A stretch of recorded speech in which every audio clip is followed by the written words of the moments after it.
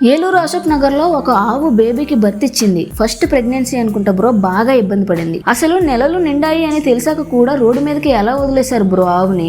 ఈ ఏరియాలో అన్ని కుక్కలే ఉంటాయి. ఆ దూడని ఏమైనా చేస్తాయేమో అని భయపడ్డాం. ఒక పక్క సాయంత్రం అయిపోతుంది. ఆ ఆవు ఎవరిది అని చుట్టుపక్కల వాళ్ళందరినీ అడుగుతున్నారు. ఒక పోలీస్ అంకుల్ కూడా గో సంరక్షణ వాళ్ళకి కాల్ చేశారు, కానీ ఎవరు సరిగ్గా రెస్పాండ్ కాలేదు. ఆర్గనైజేషన్ వాళ్ళు ఓనర్ వచ్చి ఎందుకు తీసుకువెళ్లారు అని కేసు పెడతారు అని ఆ తల్లి బిడ్డని తీసుకోలేదు. అదే టైంలో నేను నా ఫ్రెండ్ ఆ రోడ్ మీద వెళ్తున్నాం.